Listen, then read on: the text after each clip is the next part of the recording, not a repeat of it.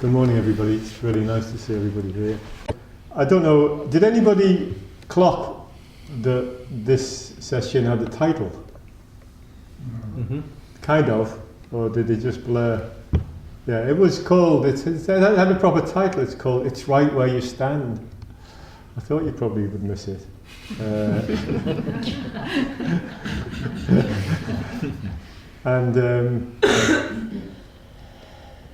Interestingly, this is a title I thought of for a book about 2 years ago, and then realised that there were so many books on Zen that I was not going to write any more books, so I'm not going to do a book on It's Right Where You Stand. But I wonder what is the most important or what's the most interesting word in the title, It's Right Where You Stand? What for you, if you had seen it and thought about it, what would be the most interesting word? Right. Pardon? Right. You. You. Okay, what do you say, Ash? Right. Right, okay, you, right. Yes. It? Yeah. Is. Is.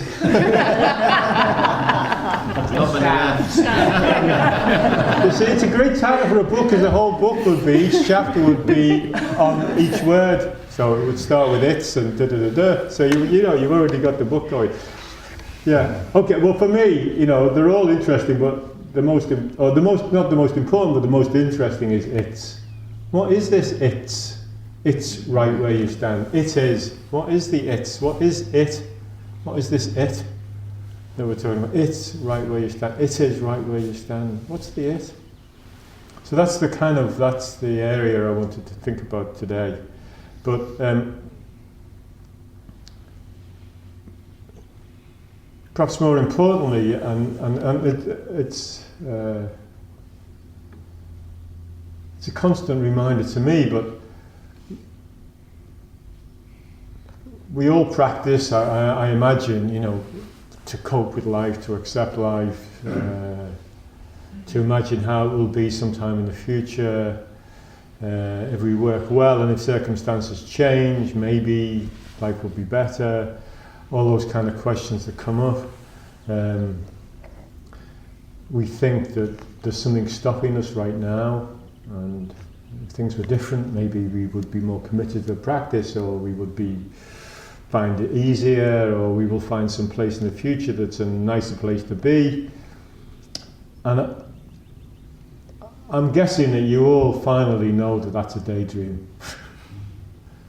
It's a daydream. Wherever you are now is creating the cause and effect of the future. So if you're not settled now, and you're feeling not settled now,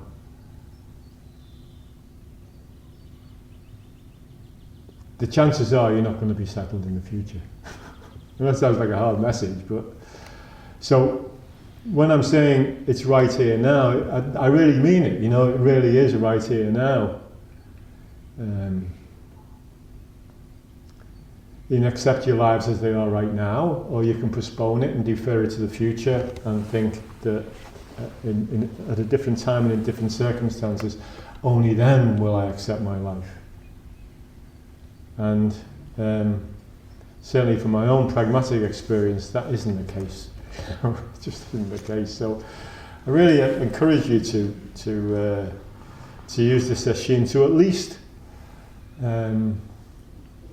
have the inspiration of your life, of being present in your life, even for just this week. And I know that's a struggle. You know, it sounds like an easy thing, but it's not. I really know that.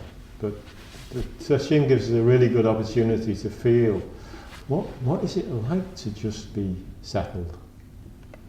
What is it like? So the other thing I wanted to talk about was,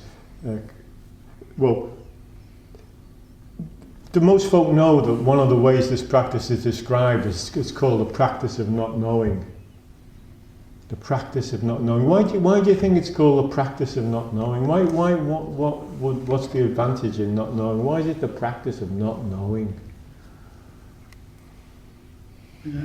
If you're in a position of not knowing, you have plenty of possibilities. Yeah, sure. Yeah, you have. There's you're not like a stagnant pool.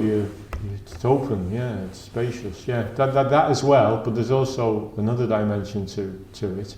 But thank you. Pardon? It's more intimate. It's more intimate. Yeah. In what way is it more intimate? Because you stop boxing it in and you start to see the natural change that always is. So every time you try and define it, you miss it. Okay. And your arrogance blinds you, as I was quite rightly showing yesterday. Okay, so you're talking about the searching actually denies the finding, as it were, or yeah. Anyone else? Why is it called a path of not knowing? Well, because you can't know it. Yeah, that as well. You can't know it. Yeah. Ish? It's all right to be uncertain. Absolutely, it's okay to be uncertain. Yeah. We can talk about that a little later. Yeah, that's close to my heart. It's okay to be uncertain. All those things, as Gordon said, the essence of it is that to know something requires a knower and a known, and it requires a subject and an object. So immediately you know something, you create a duality. There's you that's the knower, and there's the out there that's the known. And as Gordon said, it can't be known. It can't be known. It's got no inside and it's got no outside. So how can you know it? You know where you're going to stand to kind of look in and know it.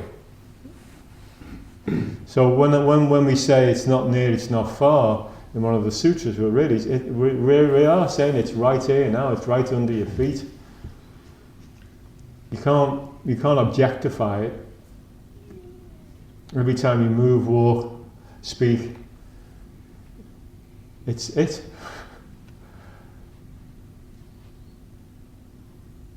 So this Zen questioning, incidentally, the folk from Liverpool, sometimes I practice or rehearse things I want to talk about on retreat when I'm in Liverpool. So if I ask questions that you've already answered, I'd be grateful if you kept it quiet for a little while, and then you can throw your half pennyworth in. Yeah. Okay. So when I say Zen questions, what comes to mind? Do I say Zen questions? What comes to mind?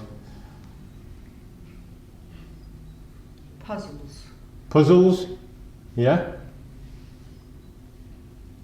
Just what's this? Pardon? What's this? What's this? Yeah. Yeah. What comes to mind? Zen questions. What is Zen? What is Zen? Yeah. Yeah. I'd like to know. Pardon? I'd like to know that. The only reason I'm saying this is it's an illustration in a way of the way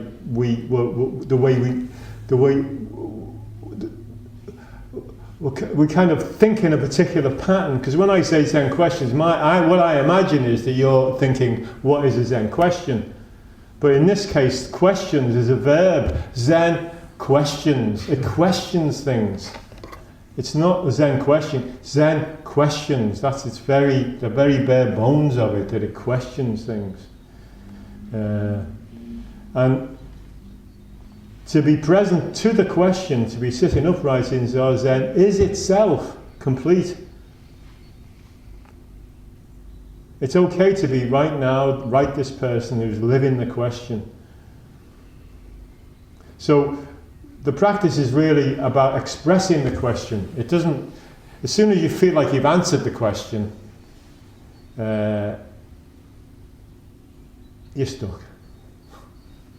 If you think you've answered the question, then, well, yeah, either you're stuck or you can call a cab and, and leave, which is fine, or you could come and take my seat and let me know, that would be handy. But, I mean, for me, I've got so many questions that come up for me. I just like, how do I live this life? How do I live it? How can I be aware?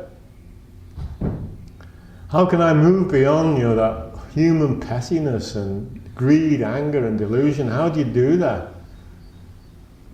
How would I like to be right now? Who do I think I am?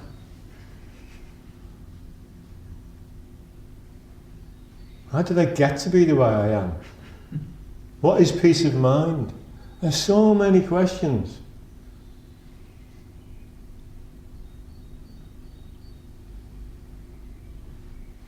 I was going to ask you, but I'm a bit nervous of what you might say, but I was going to say, what are your favourite daydream fantasies? And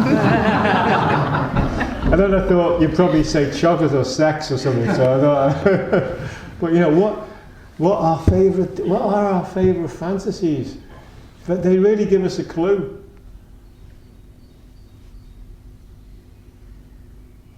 What are your expectations? What do you want? What do you expect from life? What is it you'd really like? Can you have it? I've got millions. I've got 2 pages of questions. I'll start. I'll ask you one question that you could answer for me, because I'm really interested in this question. What makes you feel most alive? What makes you feel most alive?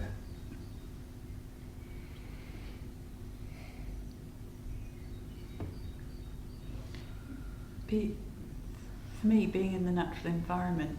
Okay. But then I get very stuck with it, because I then also experience the opposite, which is tremendous claustrophobia when I'm indoors and confined, and then I start to really struggle with what's the I that's experiencing this. Is this a biological need? Where does this desire to be in the natural environment come from? And so I go and I start. Right. So, from what you said, like a lot of us, what makes you feel most alive is also coloured by the fear of being in an environment in which we don't feel alive. So even when we're feeling really alive, we're slightly fretful that it'll pass. Yeah, it's hard to find somewhere to rest, isn't it? Yeah. Wouldn't it be very nice if you could put yourself down for a few days? Have a breather.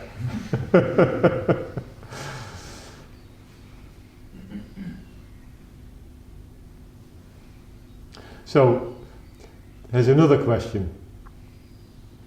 Is there an aim or an intention beyond the framework of Zen that you've not yet accomplished? Or is it right to have no aim?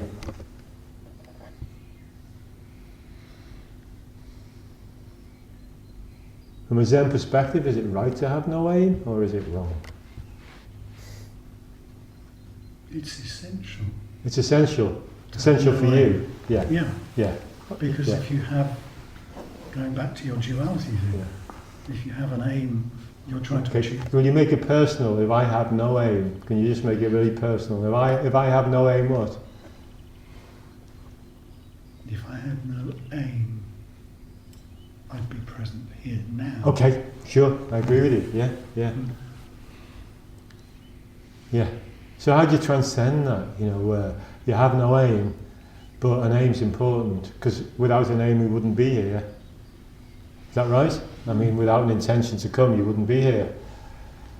So, how do you live that? How do you live that? How do you manage that? I think for me, Sensei, is just to have the aim, because you can't do anything else. Okay. So if I've got an aim, I won't try and fight it as such to say I can't have an aim, because then that means that I'm having the aim not to have the aim. Okay, yeah. Aren't we complicated? Aren't we really complicated? Sensei, for me, there's a way that I have kind of developed, which is about holding an intention kind of lightly in the hand, Yeah. not gripping onto it too tight, and if it falls or doesn't come to pass, then it's fine. Yeah. Okay. So just a light hold. Yeah. Yeah, that's nice. Thank you. Yeah. It's an ideal, but it's not an ideal that I can always live up to. The book too, no. And what you if do with in it? 10 minutes, I'd probably be pissed off. Yeah. And what you do with that? Yeah, well, that's the big question. Okay. I'm in a questioning mood, so I'm going to also ask you, how do you feel about living with the 3 marks of existence? I mean, we presumably, you don't have to accept them at all, but, the Buddha was very clear, the 3 marks of existence are impermanence, no self, and lack of ease or suffering. They mark us, no self, impermanence, and lack of ease. Which of those 3 do you think would release you from the other 2? There's one that can release you from the other 2. Pardon? Seeing impermanence. Okay. Because you see that the others are transient, so they'll come and pass and drop away again. What sees the impermanence? What is impermanent? I am. You see the impermanence. Yeah. So, Tim does. Yeah, I see the impermanence. Okay. I would disagree that would negate the other 2, but That's all right.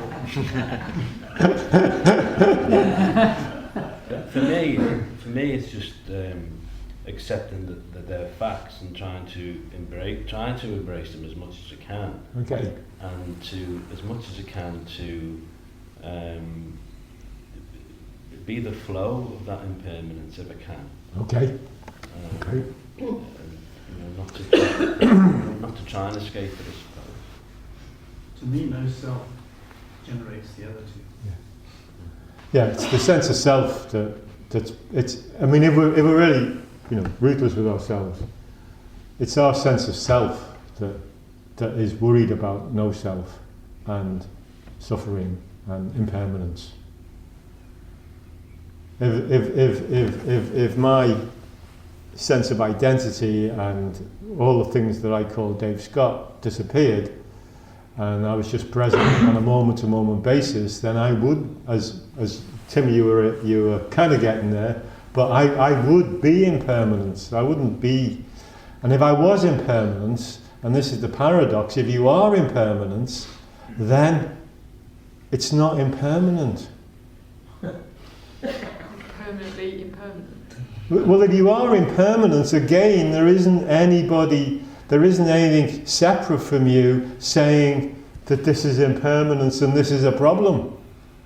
It's just what it is, it moves, it just goes. I've just, as I'm speaking, I read a really I liked metaphor for this short time span we have, and it was the vision they gave was of a waterfall, and the sun glinted on the waterfall, and the light was diffracted into colours. That's our life. The little diffraction on the waterfall is our life, and then it passes. The waterfall keeps on going, and it's not changed by the diffraction of light. And each little rainbow formed on the waterfall is absolutely unique. And if you want to be really cosmic about it, at the end of each of those rainbows is a bag of gold. But I'm not very cosmic, so I'm not going that way. Okay. I pulled this out. It kind of interferes with what I'm talking about, but I've just come across it and I want to read it to you. And I read it to people in Liverpool, and it kind of jives exactly with what Ishin said about. Did you say about failure-ish? About that it's okay to feel uncertain, to be uncertain. Yeah. I think this not knowing and certainty, and a lot of folk, and myself included sometimes, out of lack of self-esteem or whatever, we feel we're on the wrong path, or we're not doing it, or we're phony, or we're a fraud, because we don't feel settled and satisfied. And not feeling settled and not feeling satisfied is a prime mover in your life, It's not something for me to be erased. It's actually a crucial part of being alive, is this uncertainty and doubt. And anyway, this is a piece that was written by Martha Graham. And before I read it, let me just read you something that somebody wrote about Zazen. Zazen is also a ritual act performed in the religious context of the Bodhisattva path, concerned with realizing interconnectedness and supporting the communal aim of reciprocal awakening. Zen is thus a kind of performance art. Isn't that fantastic? I love that. A mode of expression that supports and mutually informs all of the other particular creative activities in our lives and offers us an entryway into true repose and joy. I'm not sure about the entryway into true repose and joy. It'd be great. It does sometimes. Maybe by Friday you'll recognise that. But I love the idea of Zazen being a kind of performance art.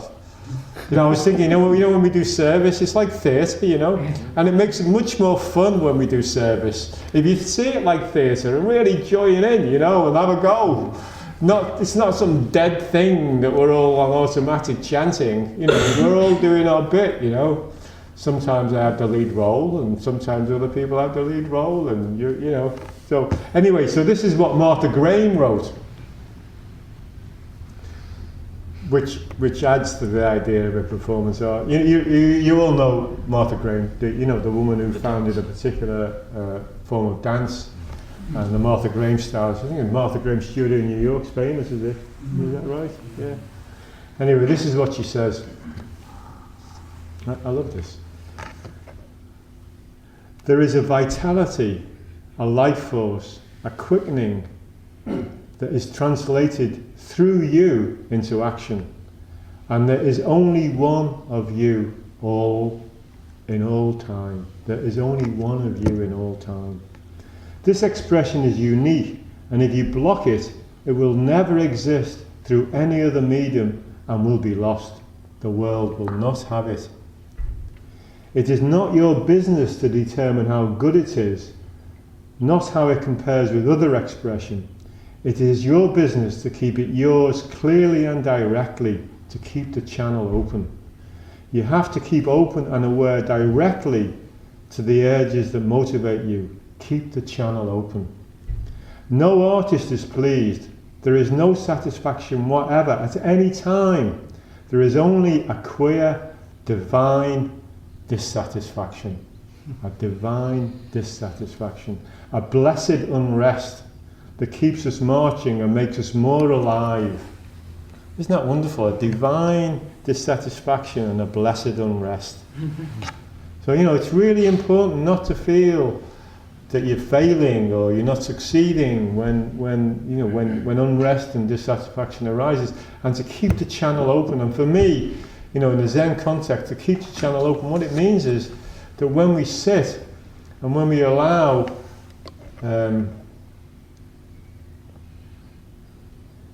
all the kind of grasping thoughts that come up, when we all those things, all that we want, we don't want, the people we like, we don't like, the things that are irritating us, whatever, when we allow all that, if we can, to what degree we can, to drop away, that leaves the channel open. And when she talks about a blessed unrest or a creative channel, my experience, and I know from other people, that what arises when you do allow yourself to be in touch with it, whatever this it is, this unknown it, is that definitely a creativity about your life comes up. And so when he says Zazen is a performance art, it all really works for me,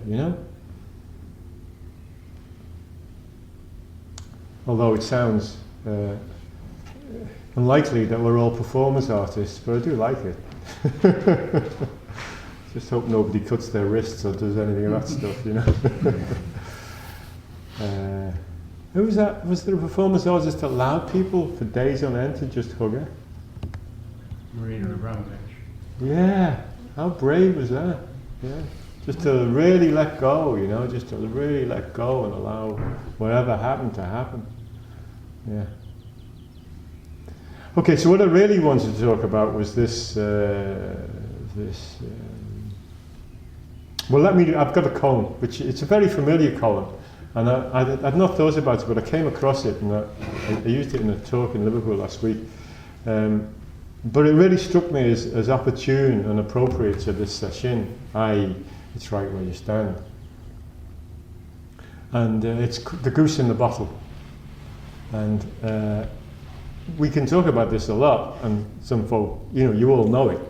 But it's got a lot of dimensions that I like. But how many people are not familiar with the goose in the bottle? Just so as I know, yeah, okay, the goose in the bottle. I've got the Chinese version. All the modern books written on Zen all use the Chinese. Tony knows as well, because he redid our Zen book using Chinese names, and I can't pronounce Chinese. I can't even remember them.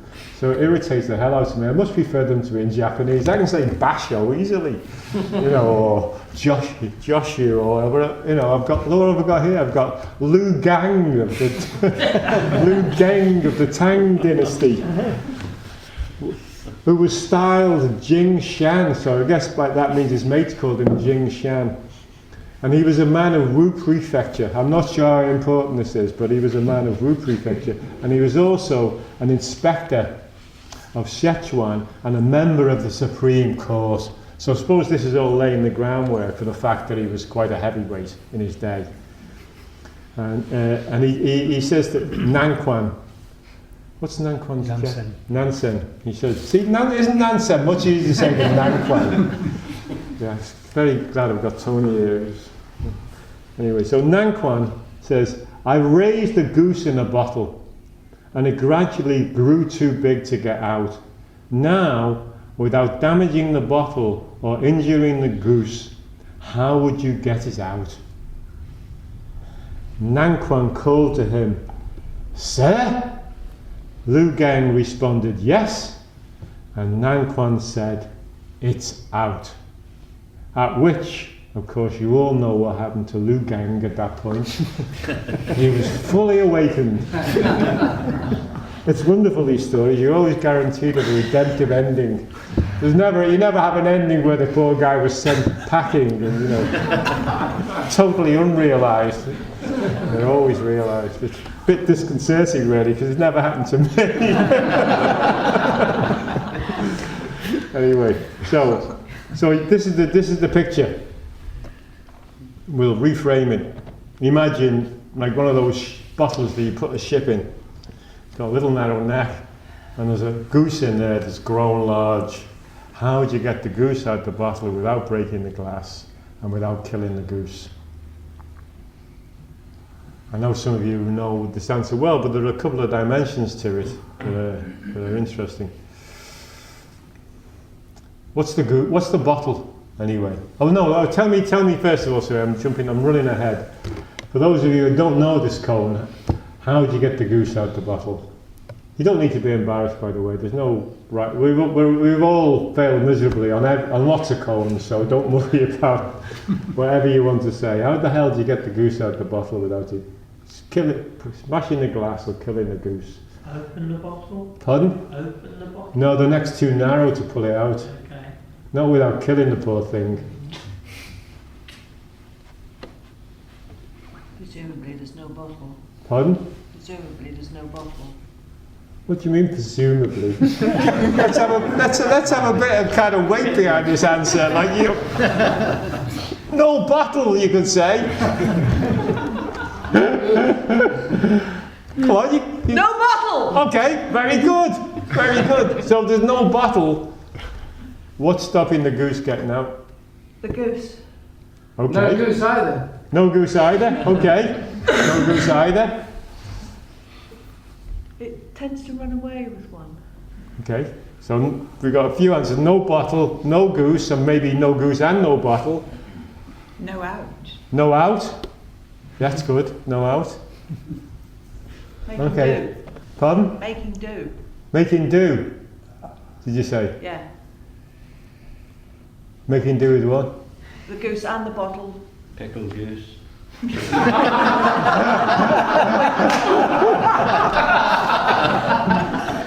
Okay, look, the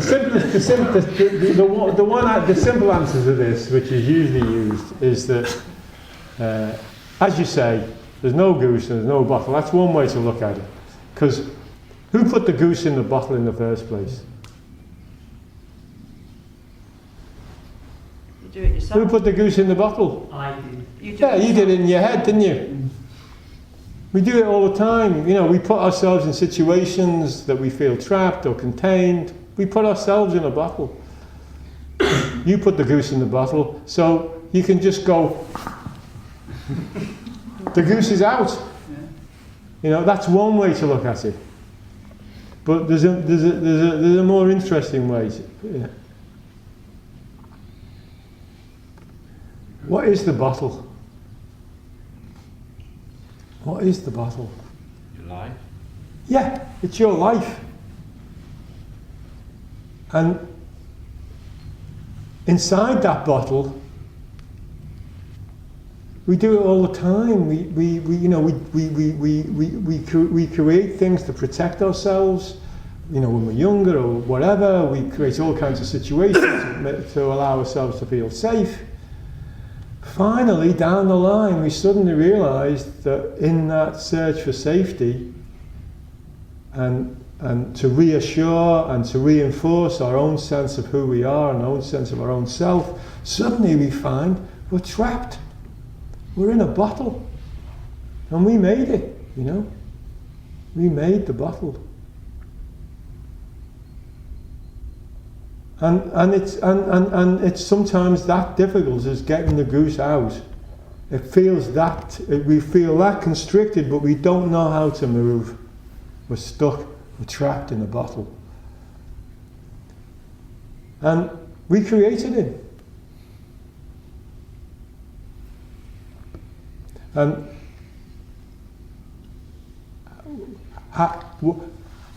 what are you going to do to get out? You know, in effect, you crawled in there.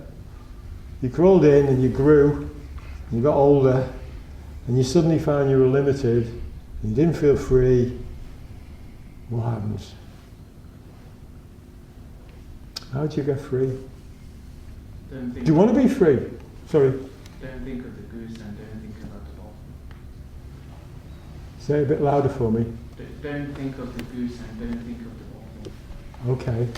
So how would that translate into how Wu was Wu's walking down Bowl Street on his way to have a coffee, and he's feeling kind of all a bit trapped and stuck, and how does that translate into what he says to himself, or what he does, how he manifests? Go and drink the coffee. Go and drink the coffee. Can I come with you? You're always welcome. Thank you. Thank you. Okay. So,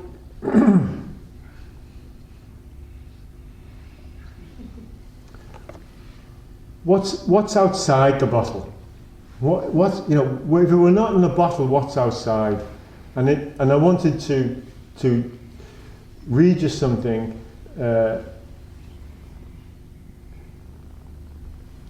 I'm trying to move toward the idea of emptiness. Okay. What is emptiness? Because emptiness is on the other side of the bottle. Emptiness of the self is outside the bottle.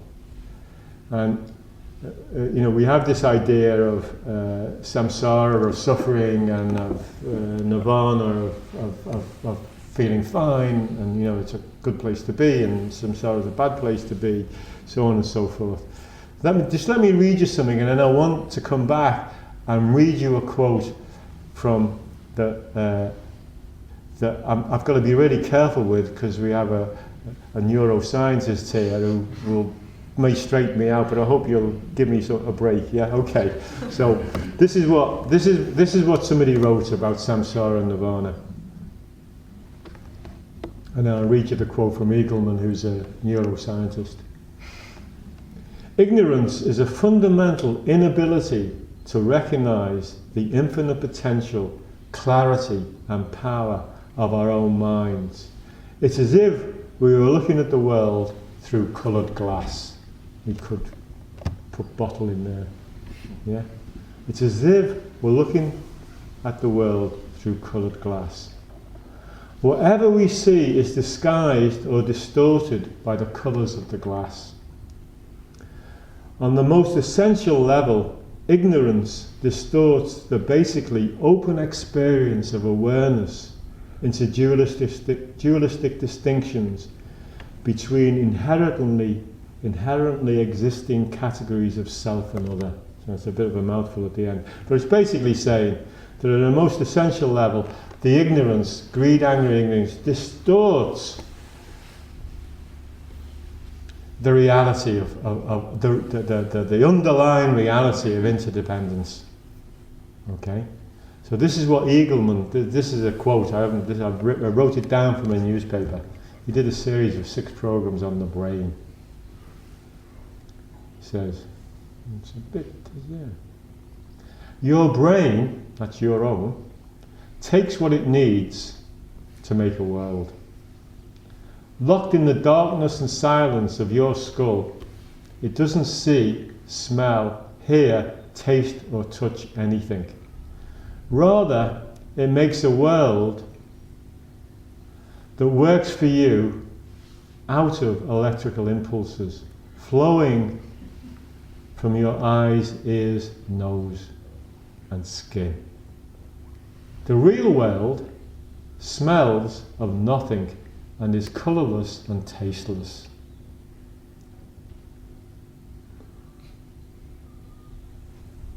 So when we talk about emptiness, we say it's got no touch, no taste, no smell. We chant it every morning.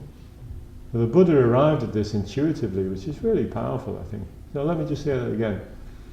Rather, the brain makes a world that works for you out of electrical impulses flowing from your eyes, ears, nose and skin. The real world smells of nothing and is colourless and tasteless.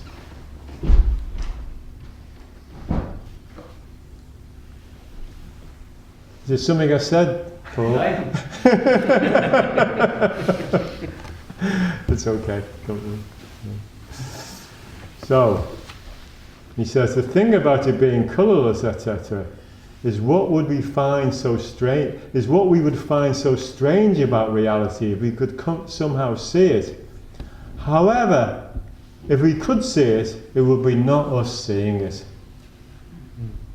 So we can't experience empty. This is, I'm going to translate this into Zen. We could not see it, its reality, if we're identified with the self, because the self conditions everything it sees.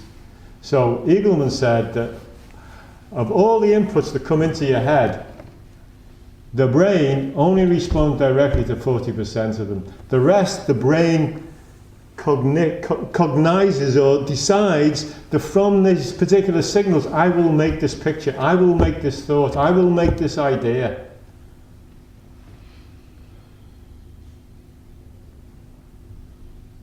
So, when we talk about dropping off body and mind, and we then experience a reality, it's a reality that you can't know.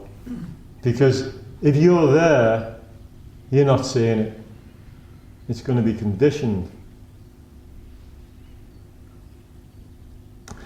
This is what's most interesting for me, when he says, but also we would see that it, that word again, that it is much bigger than we could ever imagine.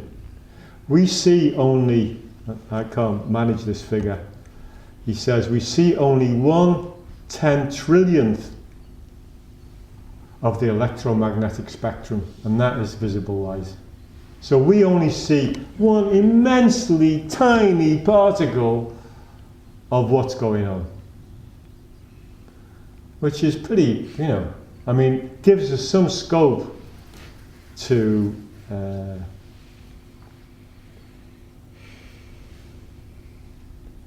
be really careful about views and conditions and ideas and attitudes that we come from.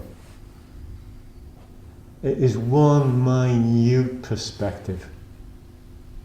And not only is it one minute perspective, but it's conditioned by the glass, by the bottle. So, the reason I wanted to read you that is that when we talk about form and emptiness, and I'll talk about emptiness maybe another time, but when we talk about form and emptiness,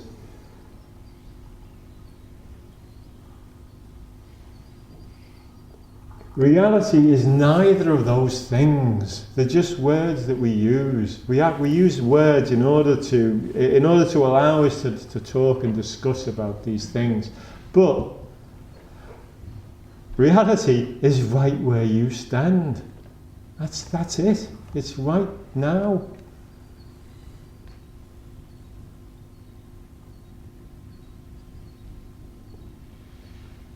And my sense is, and all of us, I imagine, have sometimes had an experience of peace.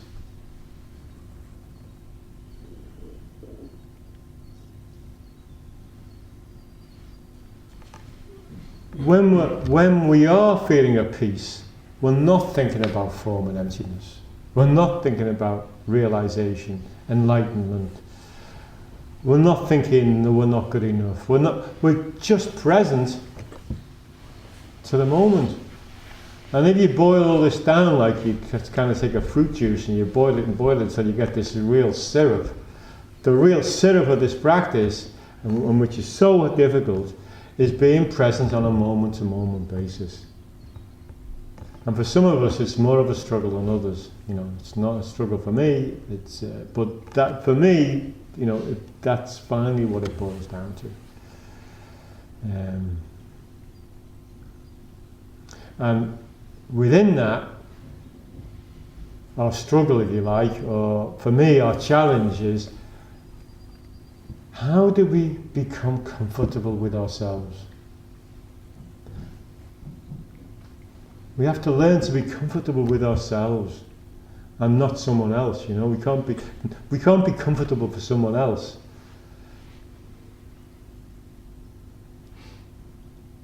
I mean, maybe whenever I speak, you're going to have to forgive me, because for some people it will resonate, and for other people it'll think, well, I don't have an issue with that. What's he going on about? So if what I'm saying doesn't resonate for you, it will resonate for a few folk. And one of the struggles that we definitely seem to have as human beings is that we feel we ought to be different or more like other folk, or less like other folk.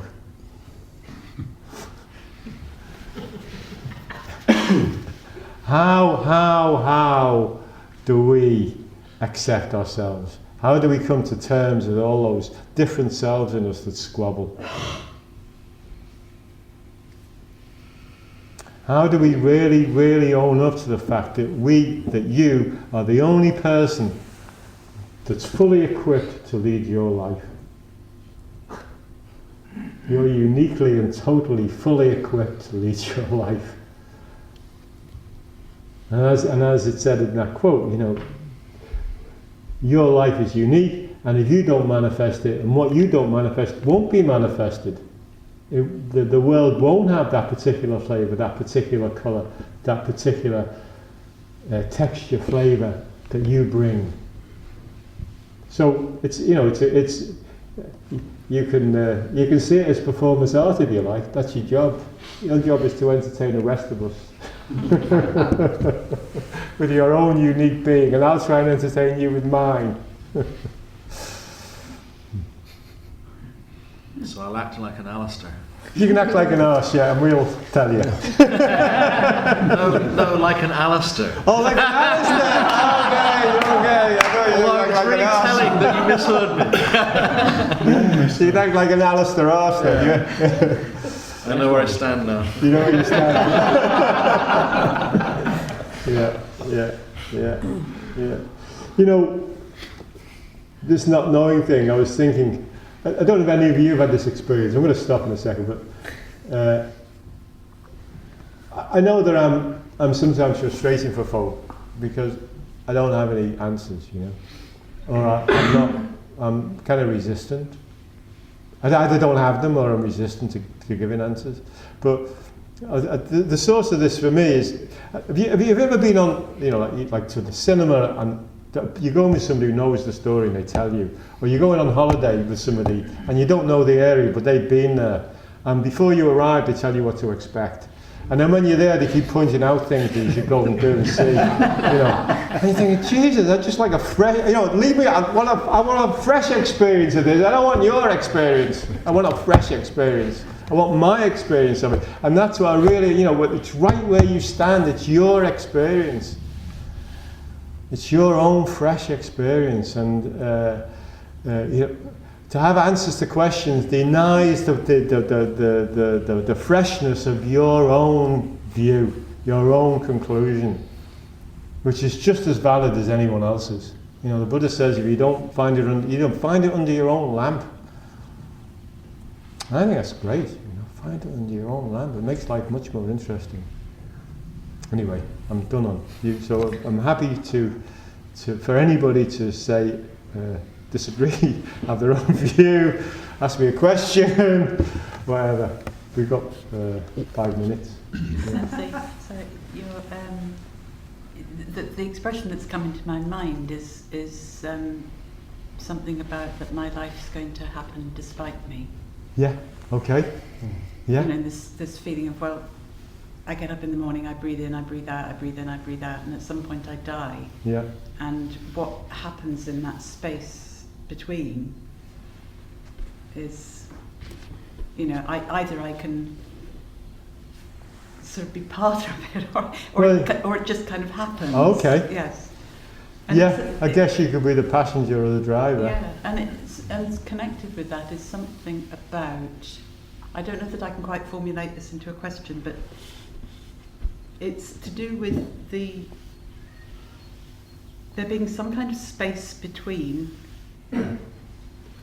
what I experience as my conventional thought, because that's what happens, because that's what I grew up with, and my understanding at an intellectual level of all the kinds of things that you're saying.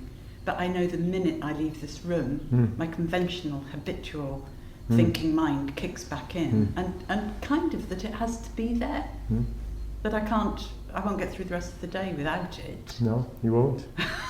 No. And so there's something about there being a space between these two things that. Well,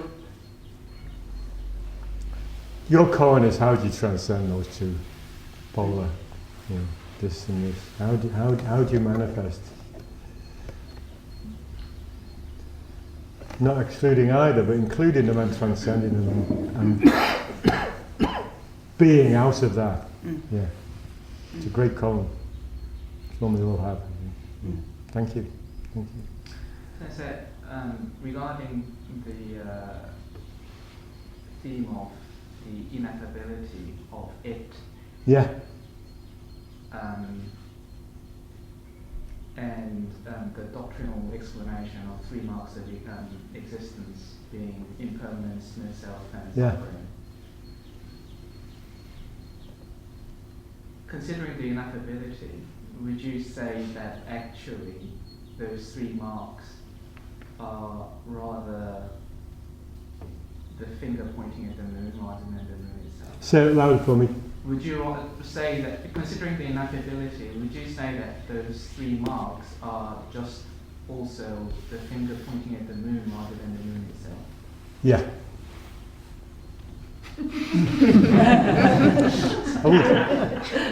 Yeah, because, you know, whenever I phone the vegetable man up to order the vegetables for the retreat, I say to him, "How you doing?" He says, "I'm living the dream, Dave, I'm living the dream." And I love it, you know, I'm really happy. You know, he gets up before every morning to deliver veg to restaurants. "I'm living the dream, Dave." He doesn't think about impermanence, emptiness and form. He's doing his thing, you know. I mean, you know, obviously there's an element of irony in it, but yeah, I agree with you. Yeah, it is. I mean, finally, I guess, you know, the whole shebang is a concept. When I went into work, you know, I go to Wakefield Jail as you've been in as well. And I went down in the block, you know, I go around the block, and there's this guy there who's basically cutting himself, wants to kill himself, swallows razor blades, and then I said, "How are you?" And he says, "I'm living the dream." Really? Or die in the dream, yeah. Yeah. I guess another more southern question, especially to Buddha, would be, well, if it is ineffable, how do you know that these three marks are something to do with it? Well, you know, my sense is, you know, it's not my sense, but, you know, I can't put words into the Buddha's mouth, but he was only interested in reducing suffering. And, you know, the things he pointed out help us to come to terms with our false view of reality, you know. Initially, people do not want to face up to impermanence. They'd much rather find a safe haven, somewhere they can settle down. So, yeah. In my clinic, on the wall, I have a rather nice Zen cartoon. There's a guy with life coach in his wall, and a client. And the life coach is saying, breathe in, breathe out, breathe in, breathe out. And the other guy says, I just thought there might be a little bit more to it. Yeah.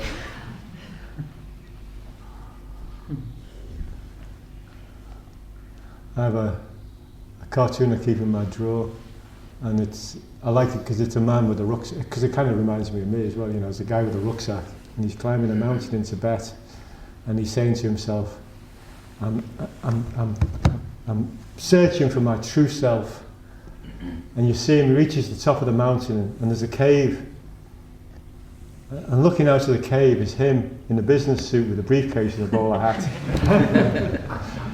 So, you know, he's found his true self was a businessman. He wasn't a guy climbing a mountain in Tibet. So, you know, whatever we think, we're not necessarily it.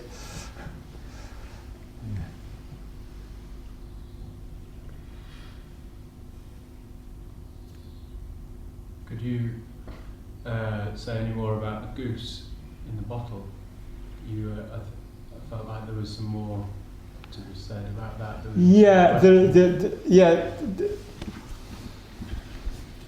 In a way that, you know, the cone exemplifies form and emptiness, because when the master says, he shouts the name out of the official, and the official immediately says yes. There's no gap. He's absolutely present. So you've got that aspect of the cone of you know, we would call it emptiness, if you like, moment to moment, no, absolutely present, which presumably is why suddenly his lights went on and in the cone he's realised. And he's also asking about the bottle. You know, the reality of most of our lives is that we feel trapped in the bottle, i.e. full. So the cone has both things going on. But the important thing for me about this cone is for us, as best we can, to know that we created our own bottle. It's nobody else's fault.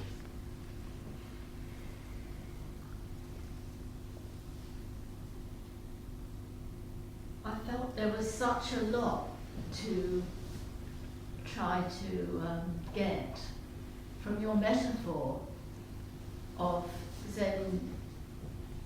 You'll forgive me, my misquoting you probably, of the theatre of. Oh yeah, yeah. And I feel it's something to do with not feeling there's a fixed script. Yeah. But in a way, it didn't seem quite right to apply the metaphor here, because there's a very fixed script to say, you took the example of service. Yeah. And it wouldn't be appropriate at all to do something at all different, would it? You're like an Exocet missile when it comes to form. You're like, of all an hour's talk, you find. I agree with you, but remember that freedom only arises, you know, whatever you do in music or whatever. The most freedom arises out when you've got the best technique, when you've really got it honed down and good, then you can start to feel free. So although the form seems fixed and you can Imagine it, feel differently, you know, it hasn't got to be dead. Otherwise I'd be dying, you know. Well, We need service and all that we do to be alive. it's actually very interesting you say that, because I picked up a book the other day by Daniel Dennett, which I didn't last long with. The title was Freedom Evolves. Freedom of Oz. Freedom Evolves. Evolves. Oh, evolves. Oh, I thought you meant Wizard of Oz. And Freedom he's one evolves. of these people who is of the opinion, and he and others too, including, what's his name? You know, who's the religious... Anyway, the name will come back to me. And he's one of the school of philosophers who believes that we don't have choice. We don't have choice. We don't have choice. Okay. You know, and the other one is Dawkins, and he and Dawkins are on one school. Okay. And you know, it makes you think that I'm so unschooled in any branch at all of philosophy that I couldn't really, I couldn't grasp the book at all. And there are probably people here who speak of it. So I don't feel like, you know, I'm talking about a subject I know about at all. Thank you, Ish. I think that's a really good place to end. I don't mean that unkindly, it is a good place to end, that you don't know. I like that. That you don't know. And guess who else doesn't know? None of us know, really. Yeah.